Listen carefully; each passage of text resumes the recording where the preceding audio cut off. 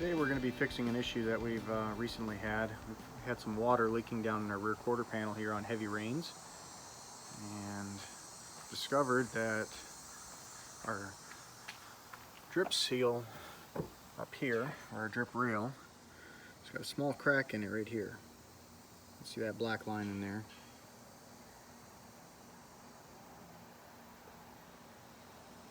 And that's allowing water to leak down this drip rail, and it's supposed to run down the side of the D-pillar here, but instead it's running down in here, pooling up, and then we're getting drips on the inside paneling, which is creating like a mildewy smell.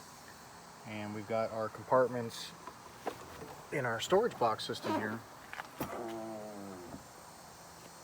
that it's leaking down on the backside here, and we store our fold-up chairs back there, so those bags have been getting wet. So today we're going to try to correct that.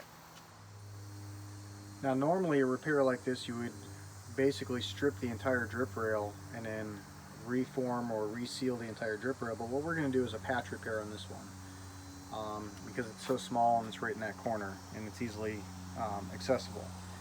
So for the tools that we're going to use for this, we've got some nitrile gloves, paper towels, some factory touch-up paint. The tube of caulking that you see is actually the seam sealer. It's automotive grade seam sealer. It's the same thing they use to bond body panels together. We've obviously got some frog tape for taping it off, some acetone for prepping that surface or wiping that surface off, and then we have a 3M Scotch pad that we've actually cut a small section out to use to get into that tight spot.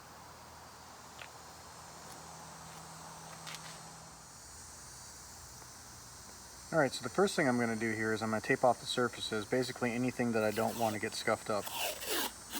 I'm going to use my frog tape for that. And we're going to lay that right in this channel. Doesn't have to be perfect.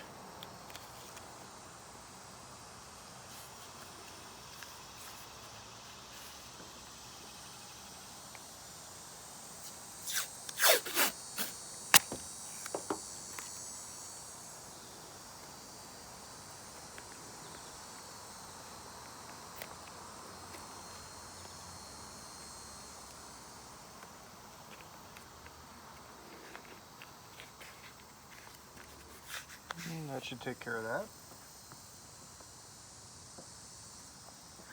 Now we're going to take that small section of the 3M Scotch pad and we're going to run it down in here and try to get as much crud out of there as possible.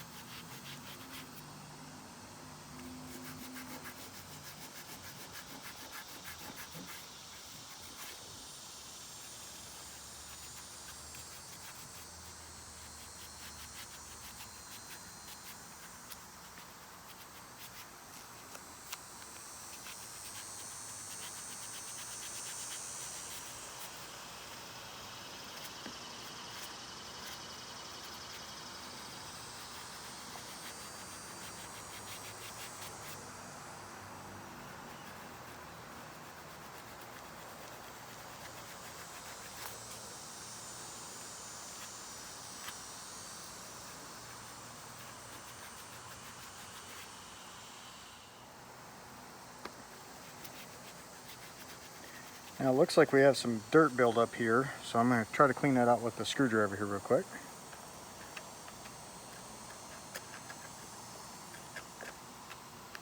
Get as much of that out as possible.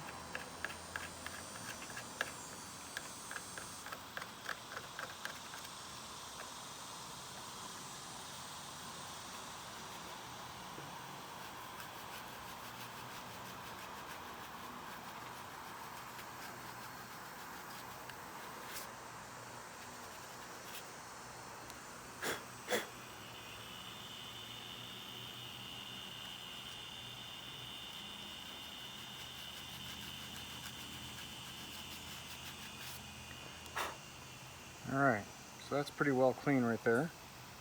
And you can probably see the crack a little bit better as the paint was flaking off around the edge of it.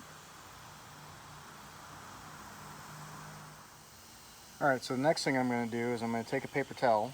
Typically you want to use a lint-free cloth, but paper towel is going to work alright in this instance. And I'm going to put some acetone on that. And I'm going to get that paper towel now that's saturated with acetone. I'm going to kind of swab that in here, try to get any of that dirt or the leftover paint residue that I just scraped off out of there. And yes, the acetone will take some of the paint off, so be careful how much you saturate it. But it's not that big of a deal because we're going to be touching that up anyway. Much rather get the contaminants out than worry about that paint.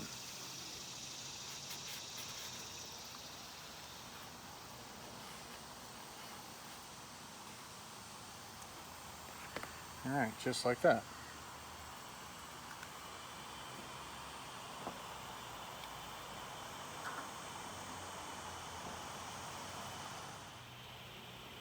Alright, the next thing we're going to do is get our body seam sealant ready. Take this off.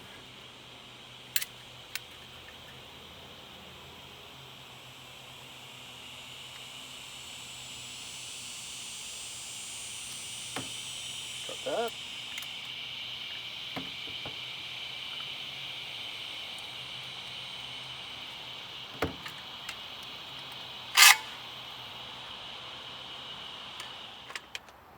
Alright, once you got your cartridge loaded, I'm going to take a paper towel and we're going to purge the tip on this one.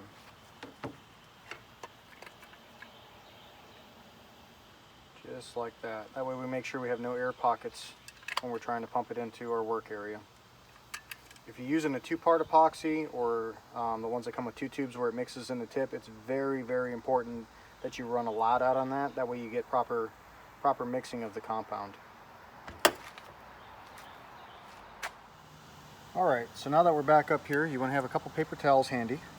And what we're going to do is we're going to pump this in here, and then we're going to kind of either smash it out with our finger, or the other thing that I'm going to use, which I forgot to mention, was an acid brush. You can get these at a part store, like 50 cents, 99 cents, whatever they go for, and then we can brush it in that way.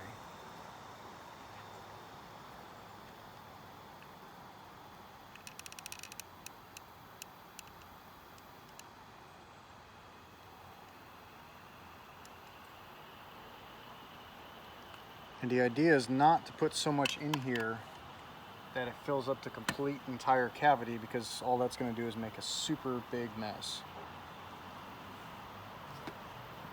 So first we'll try the acid brush, see what that does.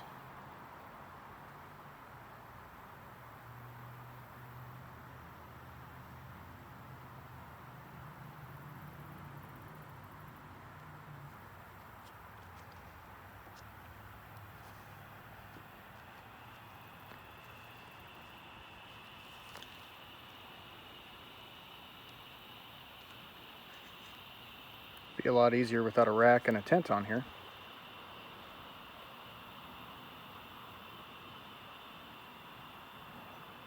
And just using light pressure, we're going to work it in. And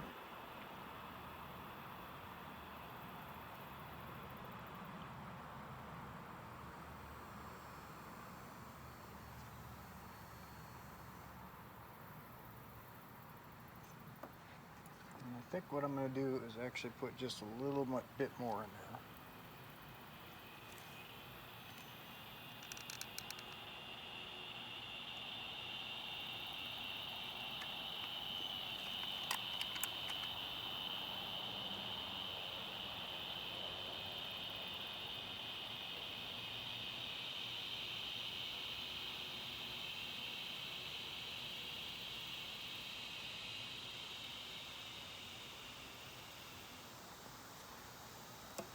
If you have a lot of excess residue on your acid brush, just go ahead and wipe it off on your paper towel. That way you're not getting it all over everything. Pull that piece of tape back here and see if I can come upward with it. Except I don't want to get it on that trim molding there.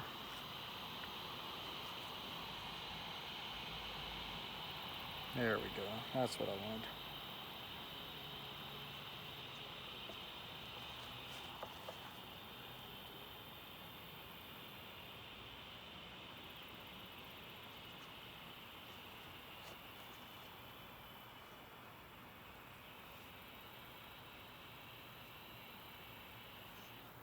Okay, just like that.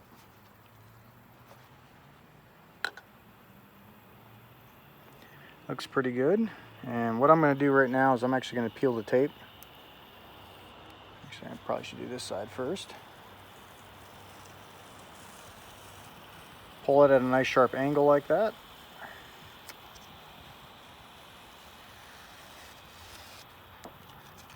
I want to try to get this tape off of here before this really starts setting up and drying. That way I don't tear the sealant off when we go to pull the tape next time. And it's still kind of pliable, so like you can see I've got a little bit on my trim right here. I'm going to go ahead and wipe that off right now.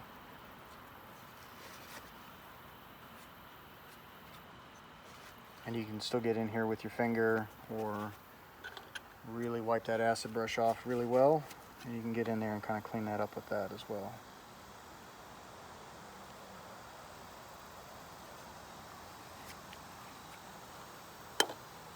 And then we'll just wipe that trim off again.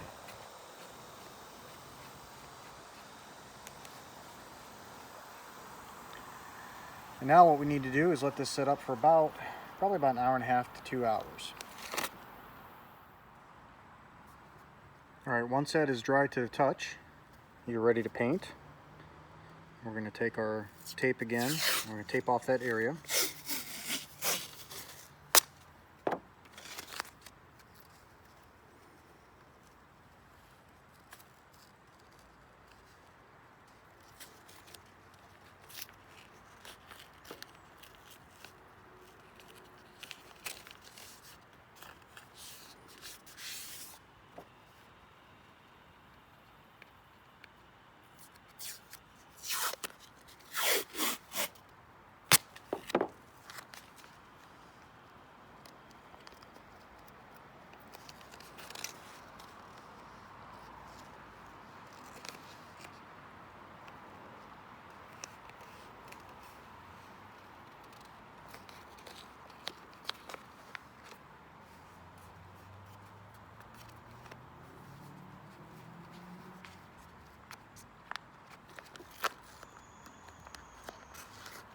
Kind of like that, and I'm going to put one more right down in here.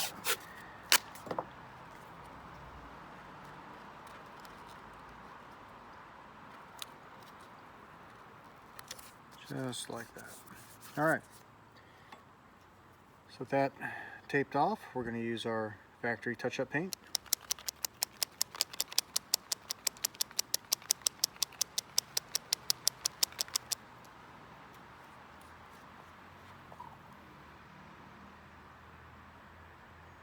Try to get as much of that off the brush as possible, so we just have a little bit on there.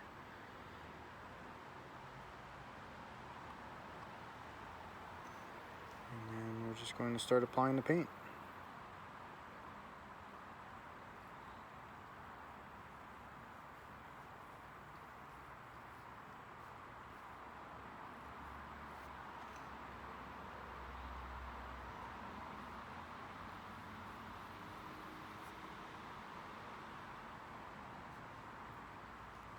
Just try not to oversaturate the paint here so it starts running and runs down the side of your vehicle.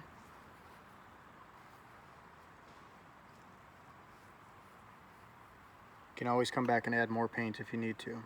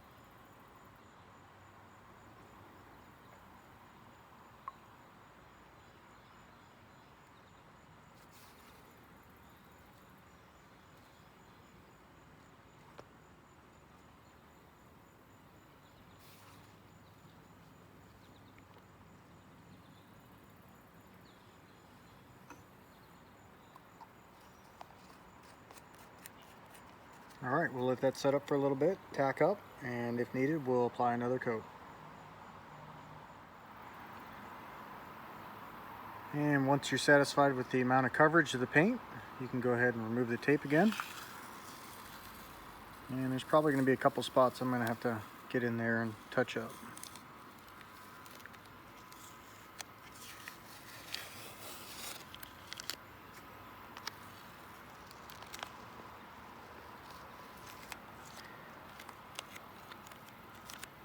Yep, so I'm going to have to get closer to the paint over here, or to the body I guess, and painting those edges and then up underneath there. So I'll probably apply a little bit more tape to this edge here, and I'll just kind of wing it in there, fill that gap with the paint. But that should give you a roundabout idea on how to do a drip rail or drip molding repair on an 80 series Land Cruiser.